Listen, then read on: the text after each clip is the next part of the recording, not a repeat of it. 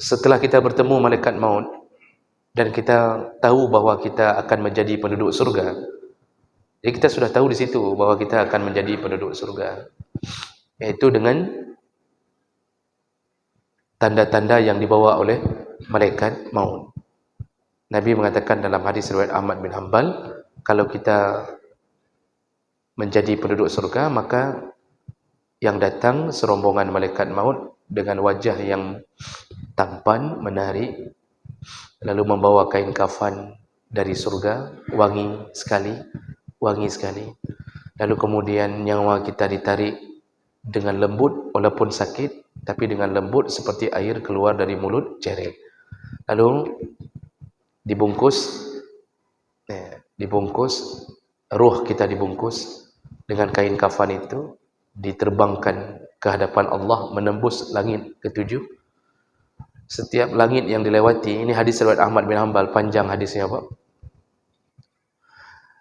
Setiap langit yang dilewati, malaikat hafazah yang menjaga langit kemudian bertanya kepada rombongan malaikat maut yang membawa kita, bertanya, jenazah siapa ini?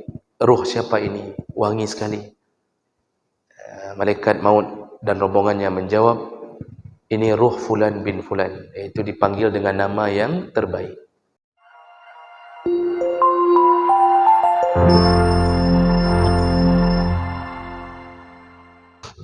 Bismillahirrahmanirrahim. Assalamualaikum warahmatullahi wabarakatuh. Alhamdulillah rabbil alamin. Hamdan katsiran tayyiban mubarakan fihi. Asyhadu an la ilaha illallah wahdahu la syarika lah. Wa asyhadu anna Muhammadan 'abduhu wa rasuluhul karim. Allahumma salli wa sallim ala nabiyyina al-Mustafa Muhammadin wa ala alihi wa ashabihi ajma'in. Amma ba'd. Rabbi shrah li sadri wa yassir li amri wahlul 'uqdatam min lisani yafqahu qawli. Segala puji bagi Allah, kemudian salawat dan salam pada Rasulullah, pada keluarga dan seluruh sahabat-sahabatnya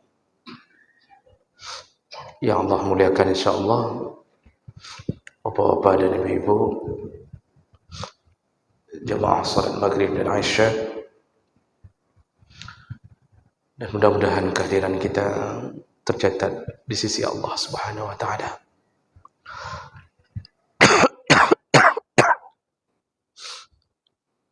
Kita akan lanjutkan pembahasan masih seputar fadilah beriman kepada hari kiamat atau hari akhir.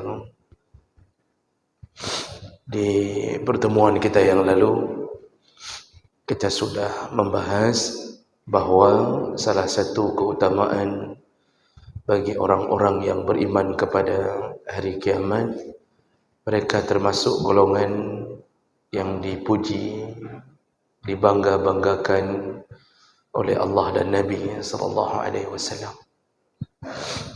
Allah memuji orang-orang yang selalu mengingat akhirat, dan pujian itu dilontarkan Allah melalui amalan para nabi yang selalu mengingat akhirat dan mengingatkan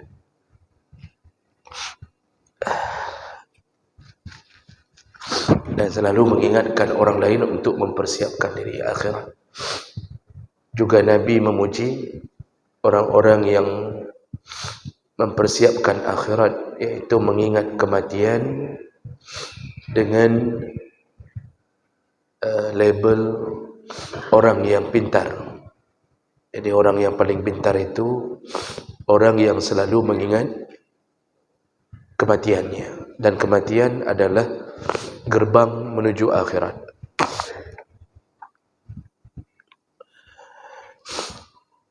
Baik, kita lanjutkan berikutnya.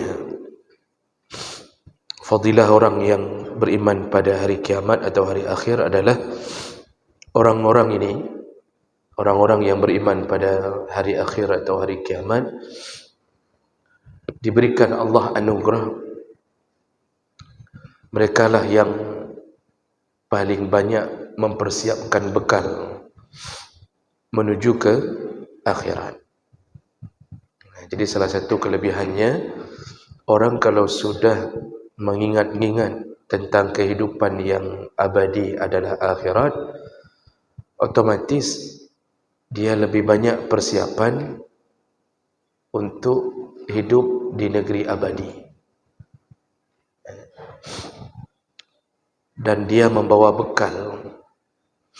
Allah Subhanahu wa taala menyebutkan dalam Al-Baqarah 197, "Wa tazawwadu," kata Allah, berbekallah engkau. Artinya sebelum menuju dan sebelum pulang ke negeri akhirat, persiapkan bekalmu. Fa inna khairaz zadi, dan sebaik-baiknya bekal, at-taqwa, yaitu ketakwaan.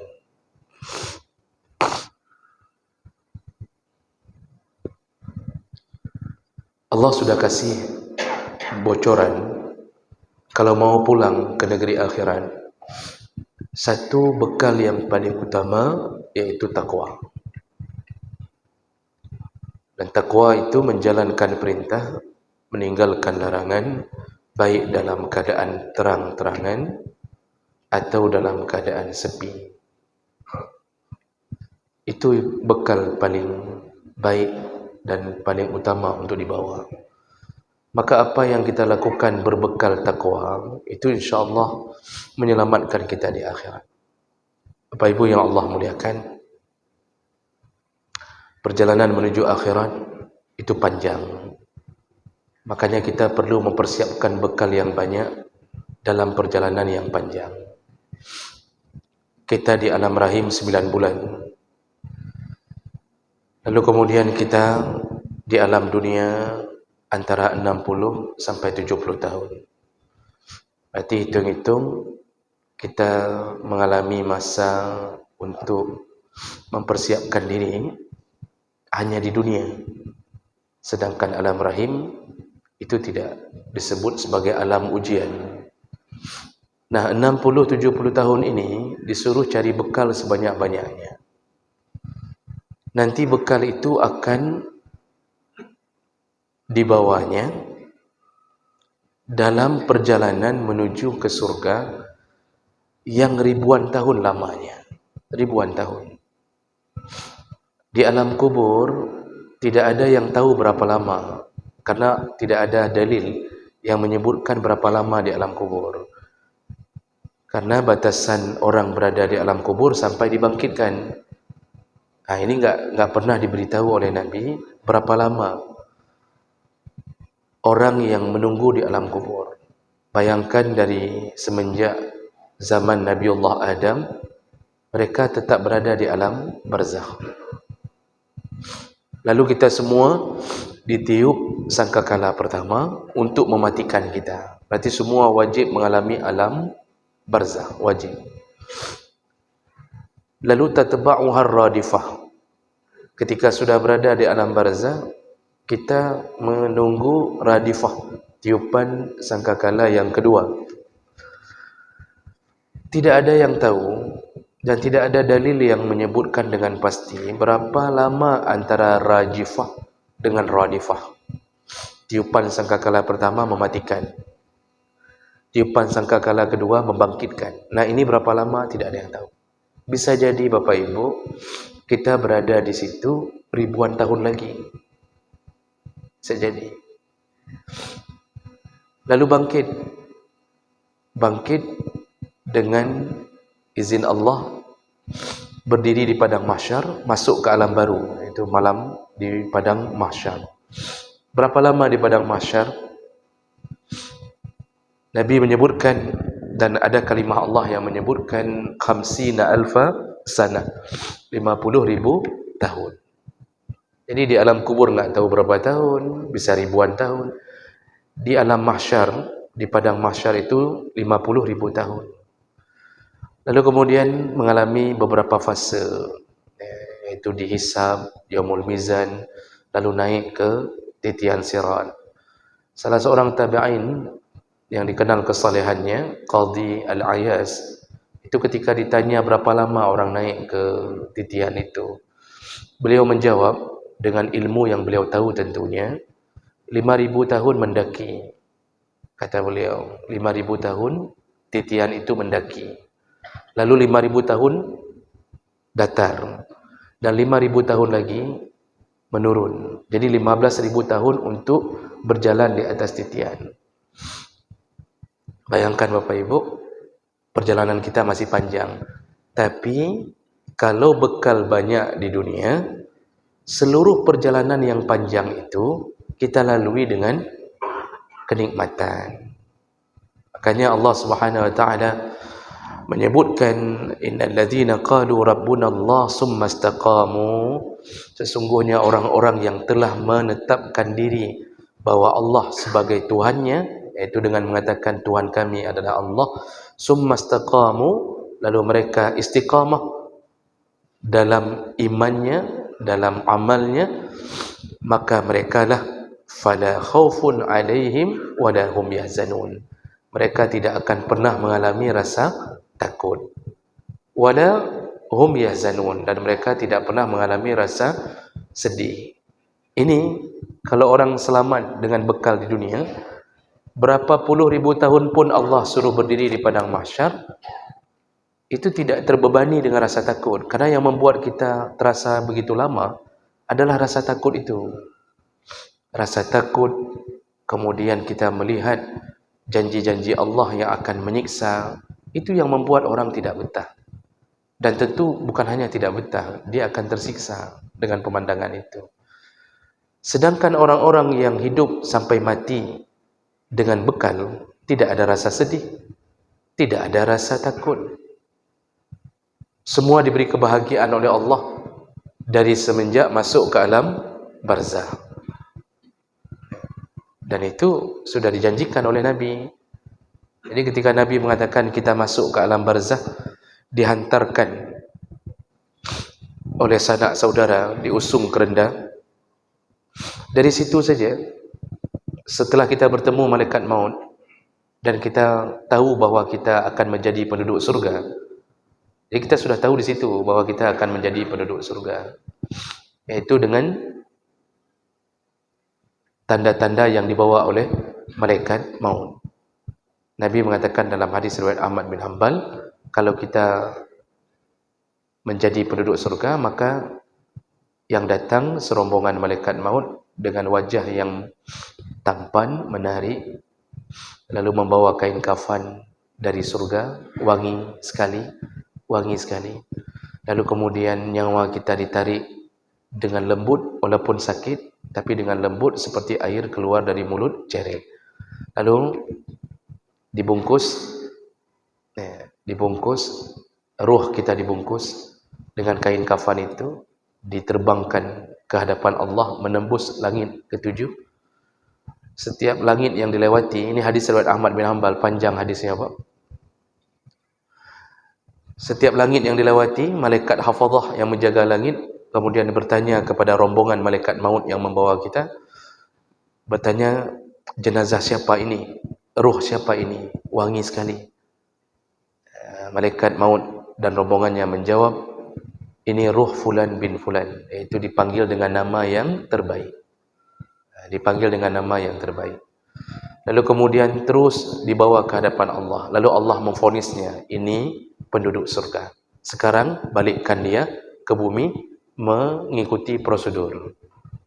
Dibalikkan. Waktu dibalikkan itulah kita melihat jenazah kita dimandikan.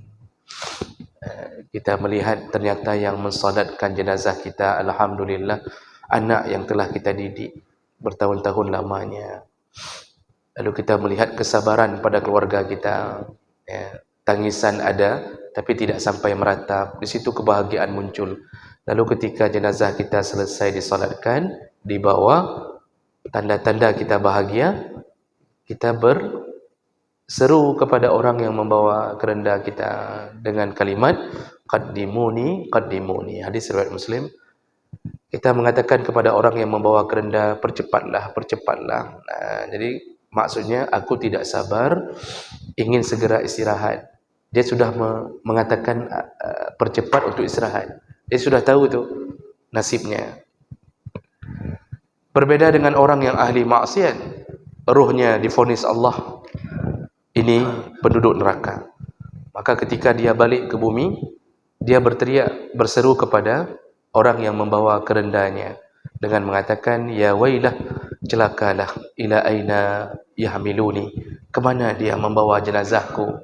Maksudnya jangan bawa, kalau bawa masuk ke kuburan, maka segera ditanya dengan 3 pertanyaan, dia tahu tak bisa jawab, lalu kemudian dia disiksa. Jadi nasib kita ni sudah tahu ketika mati. Bekalnya apa? Ya ketika hidup. Selanjutnya yang kita alami dari fase ke fase, itu fase yang menyenangkan, bukan fase yang menakutkan. Jadi walaupun puluhan ribu tahun berdiri di padang mahsyar, kan banyak hadis Nabi mengatakan ada 7 golongan yang diberi payung oleh Allah, yauma la dhilla illa dhilluh. Di saat itu tidak ada payung kecuali payung yang Allah beri. Padahal matahari diturunkan ke bumi, matahari diturunkan di atas kepala, itu 1 mil. 1 mil itu ada 2 makna, 1 mil jarak satuan di bumi, atau 1 mil pencolek celak, besi pencolek celak, itu namanya milun. Perawi hadis mengatakan, aku tidak tahu yang mana yang dimaksud oleh Nabi. Menunjukkan matahari menjadi penyiksa di saat itu. Kalau diturunkan 1 mil dengan maksud jarak satuan di bumi, maka hari ini jarak satuan matahari ke bumi dengan hitungan astronomi itu 150 juta kilometer. 150 juta kilometer.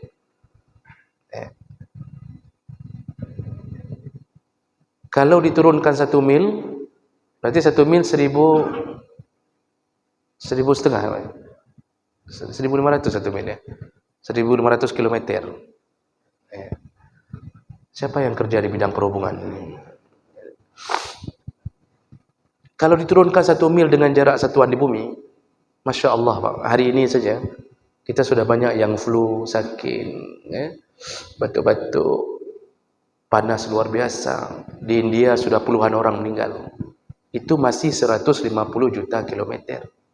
Masya Allah, padang mahsyar dipenuhi dengan siksa bagi yang disiksa. Bagi kita yang mempersiapkan bekal, itu matahari itu tidak membakar, tidak memanaskan, diberi payung oleh Allah. Jadi kita dalam keadaan bersenang hati. Kalau mil yang kedua, sepanjang pencolek celak. Panjang pencolek celak itu ya sekitar 10 cm atau 15 cm. Berarti sejengkal di atas kepala. Itu lebih parah lagi. Nah, siapa yang terlindungi? Yang punya bekal. La khaufun alaihim wa lahum yahzanun. Mereka tidak akan pernah mengalami rasa takut. Di alam barzah tidak takut. Di padang mahsyar tidak takut. Naik titian tidak takut. Karena sudah divonis dari awal penduduk surga. Jadi untuk apa juga hari hisab kalau sudah divonis oleh Allah? Nasib kita untuk apa dibuat lagi yaumul hisab? Nah, yaumul hisab itu bukan untuk memberitahu surga dan neraka. Yaumul hisab itu untuk memberi bukti. Jadi catatan amal dinampakkan, diberi bukti. Engkau telah melakukan ini dan itu. Ini CCTV-nya ini yang engkau lakukan. Jadi bukan ditanya kepada pembela, bukan ditanya kepada saksi ahli, apakah engkau benar melihat fulan, enggak. Yang menjadi saksi adalah tubuh kita sendiri. Maka jemaah maka Allah Subhanahu wa taala perlulah berbekal menuju ke akhirat, karena panjang sekali perjalanan menuju surga, pasti panjang. Allah Subhanahu wa taala mengingatkan orang-orang yang tertipu dengan dunia sehingga melupakan persiapan akhirat. Dalam surat Al-Insan ayat 27, Allah mengatakan, inna haula yuhibbuna al-ajilah wa yazaruna wara'ahum yawman saqila. Ada orang-orang yang mencintai kehidupan dunia lalu meninggalkan persiapan menuju hari-hari yang berat, yauman saqila. Jadi Allah mengatakan, setelah engkau mati, engkau akan mengalami hari-hari yang berat. Siapa dia? Yang tidak membawa bekal dan yang disibukkan dengan kehidupan dunia. Jadi ini peringatan bagi kita, jangan tertipu dengan mempersiapkan kehidupan dunia. Makanya Nabi SAW melalui hadis dari Abdullah bin Umar radhiyallahu anhu,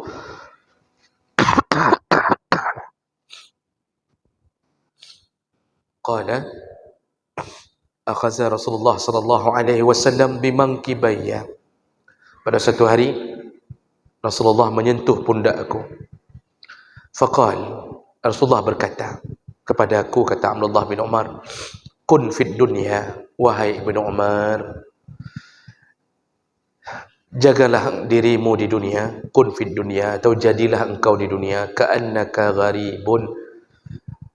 Artinya jagalah atau jadikanlah posisimu, statusmu di dunia, engkau itu bagaikan orang asing, au abiru sabilin, atau seperti orang yang hanya melintas.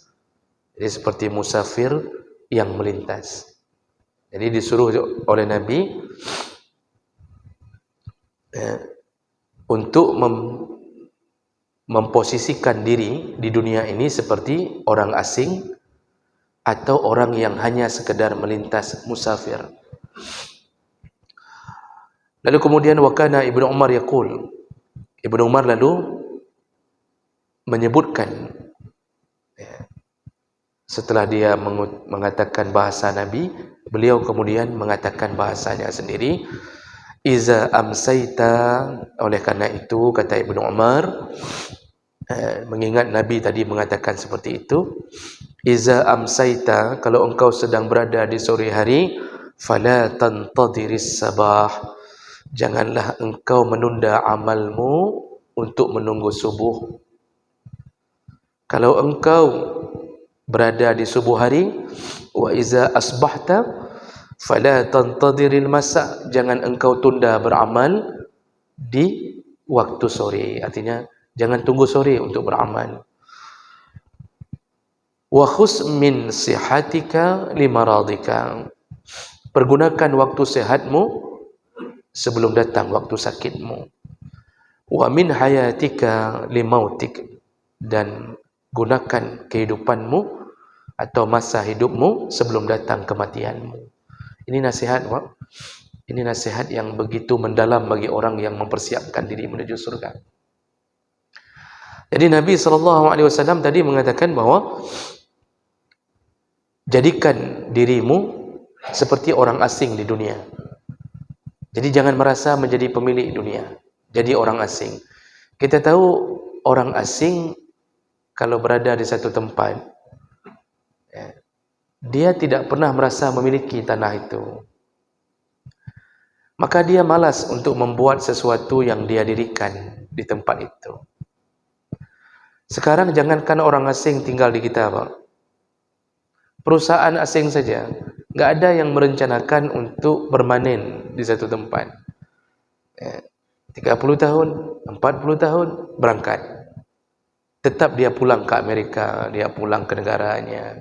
Setelah dia menghabiskan masa di tempat kita, nggak ada yang merencanakan permanen. Kita tinggal di negeri orang juga begitu, yang belajar, yang kuliah, ngambil kuliah di luar negeri, itu 4 tahun, dia sudah tahu, dia pasti pulang nih, beasiswa cuma sediakan 4 tahun.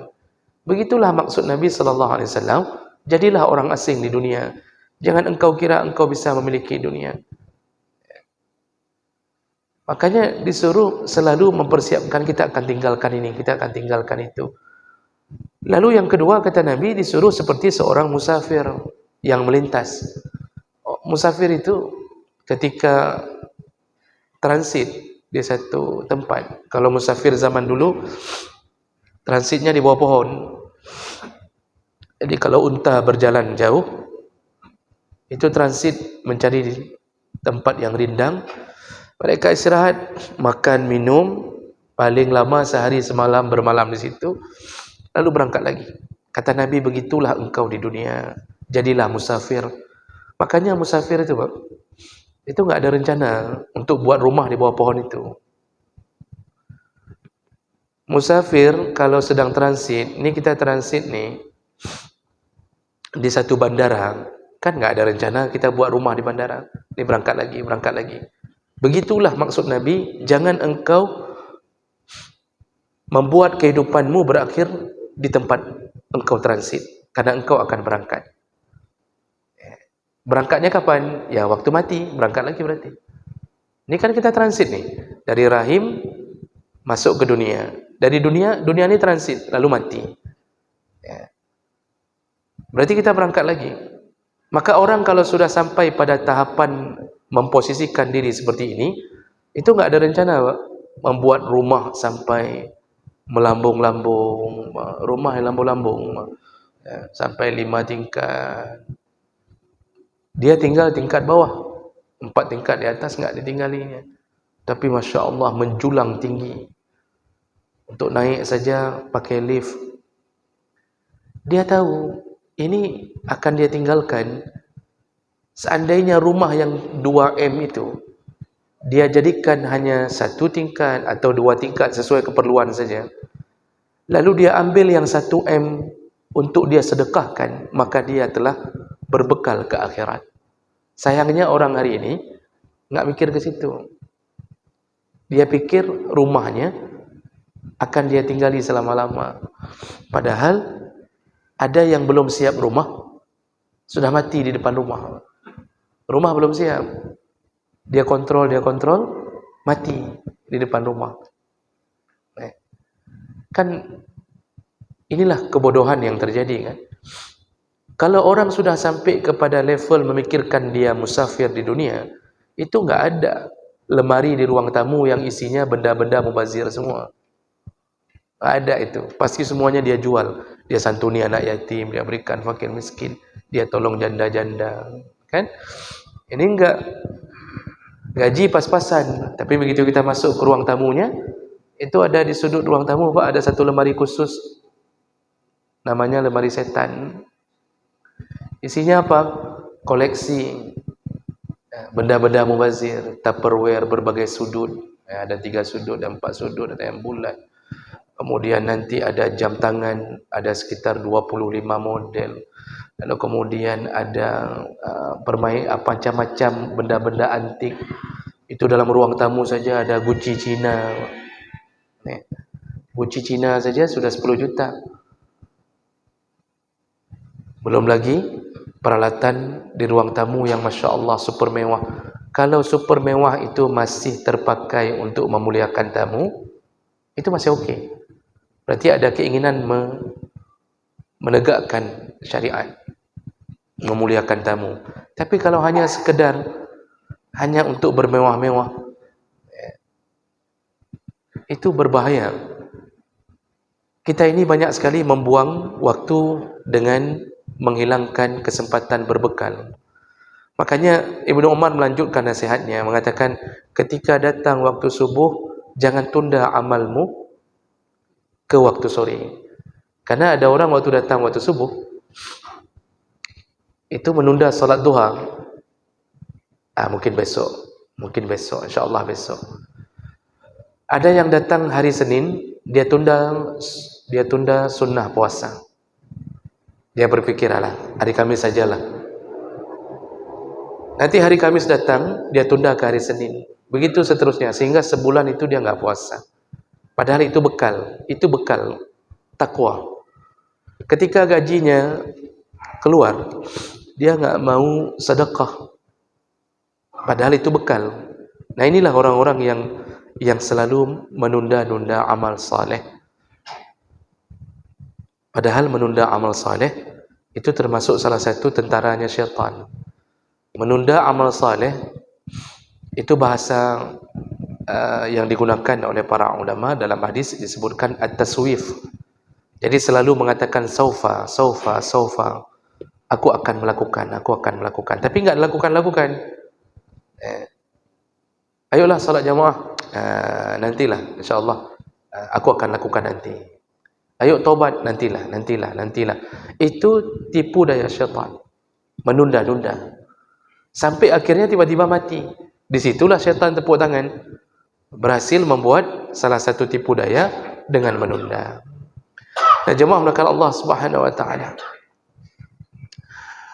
Rasulullah sallallahu alaihi wasallam pernah diceritakan oleh Ibnu Mas'ud radhiyallahu anhu,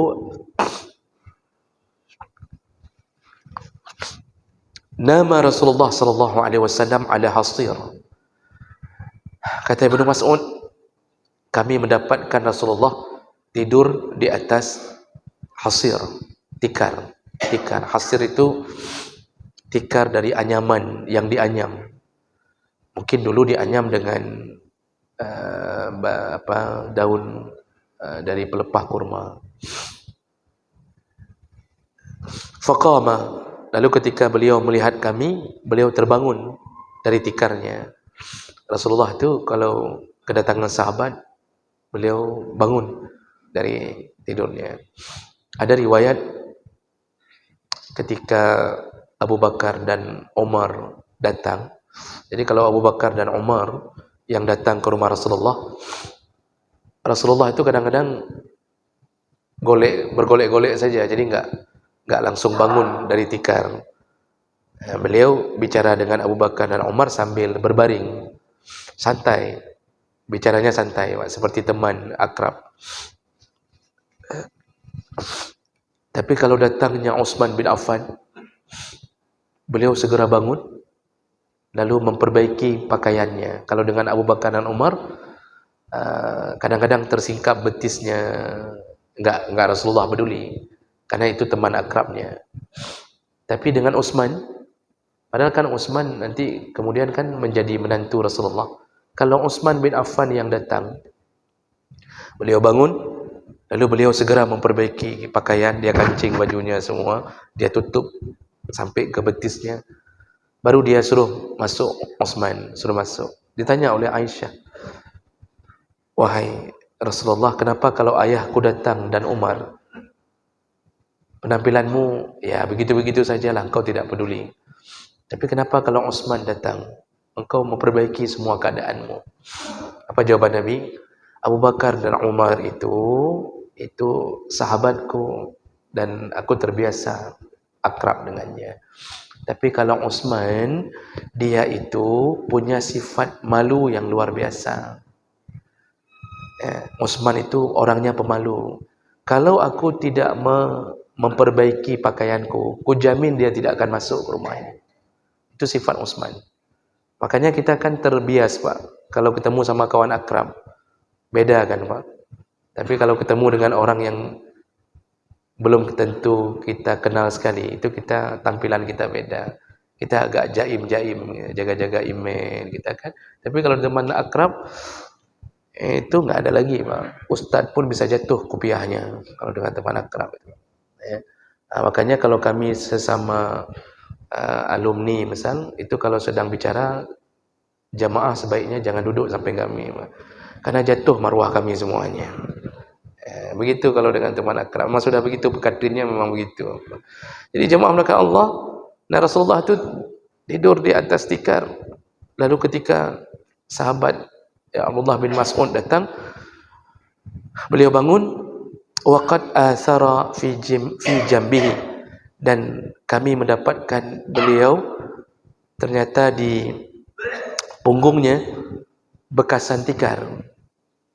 Jadi saking sederhananya hidup Nabi, itu tidur di tikar. Kalau bangun, guratan-guratan tikar menempel di punggungnya. Jadi Nabi enggak ada kasur, tidurnya di tikar. Fakulna, kami kemudian mengatakan kepada Nabi, ya Rasulullah, lau ittakhasna laka wita'an, bolehkah kami membuatkan kasur untukmu ya Rasulullah? Bolehkah kami membuat kasur untukmu ya Rasulullah? Alhamdulillah ada teman yang batuk, Mak. Jadi memang sedang musim batuk. Itu melihat, jadi sahabat sedih, seorang Nabi, kekasih Allah, kok sampai kayak gini, tidurnya sampai berbekas di punggungnya. Maka ditawarkanlah, bolehkah kami membuatkan kasur untukmu ya Rasulullah? Faqal, di situ Nabi kemudian mengatakan, mali walid dunia. Ya. Kata Nabi, siapalah diriku dan berapa berharganya dunia ini. Mali walid dunia. Ya. Apalah harga dunia ini untukku? Kata Nabi. Ya. Ma ana fid dunya illa karakibin istadalla tahta sajarah summa raha wa tarakaha. Ya. Dunia ini bagiku, kata Nabi, aku ini di dunia itu bagaikan orang rakib yang mengendarai kenderaan, lalu istadalla tahta sajarah, lalu dia istirahat sebentar di bawah pohon, summa raha, lalu kembali berangkat, wa tarakaha, dan dia tinggalkan pohon itu. Itu Nabi ingin memberitahu bahwa jangan terlalu menghabiskan atau mati-matian untuk menghabiskan bekal kita di dunia, karena kita akan berangkat lagi. Maka perbanyaklah persiapan menuju negeri akhirat. Ali bin Abi Thalib memberi nasihat dalam kitab Sahih Bukhari, hadis yang sahih. Ali bin Abi Thalib pun memberi nasihat. Apa kata Ali? Irtahalatid dunya mudbirah. Dunia ini terus bergerak meninggalkan kita. Kan dunia ini kan terus meninggalkan kita, Kak, makin tua makin tua. Wartahalatil akhirah muqbilah. Sedangkan akhirat terus bergerak mendekat ke kita. Kita kejar dunia, dunia lari menjauh. Kita tinggalkan akhirat, padahal akhirat mendekat. Yang kita kejar lari, yang kita tidak kejar mendekat. Kata Ali, itu yang datang mendekat itu muqbilah, itu akhirat. Terus mendekat, sekarang semakin dekat Pak ni. Lihat tanda-tanda, Masya Allah semakin dekat. Ini gelombang panas yang kita alami. Ya. Saya teringat hadis Nabi yang menyatakan bahawa 3 tahun sebelum turunnya Dajjal, itu dunia akan berubah menjadi panas, paceklik, dan hujan hanya turun 50%. 2 tahun sebelum turunnya Dajjal, Allah hanya turunkan hujan 25%. Selainnya musim panas, sangat panas. Dan tahun turunnya Dajjal, itu enggak ada hujan sama sekali. Nah, bahasa Nabi tahun, itu kita tidak tahu apakah hitungannya setahun 360 hari, atau tahun-tahun yang dimaksud oleh Nabi mendekati masa turunnya Dajjal. Dunia tiba-tiba berubah jadi panas. Jadi gelombang ini terus datang dan tidak tahu kapan berakhir. Hujan-hujan. Yang lebih parah lagi, Lok Semawe hanya diberi rintik-rintik. Di tempat lain banjir, Nagan banjir, kemudian di Biren hujan, di PD hujan. Lok Semawe rintik-rintik. Ada apa dengan Lok Semawe? Teringat dengan hadis, ada 5 dosa yang kalau kita lakukan, langsung dibalas di dunia. Salah satunya, yaitu balasan Allah dengan tidak memberi hujan. Sampai Nabi katakan, kalau bukan karena lembu atau kambing atau binatang ternak, maka sungguh Allah tidak turunkan sama sekali.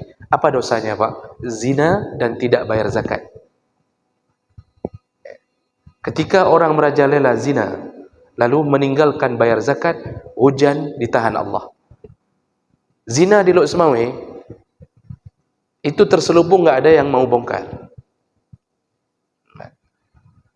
Jadi kadang-kadang orang tahu ini area-area zina. Sampai di luar Lok Semawe, orang kalau dengar Lok Semawe, itu sudah bicara tentang perzinaan.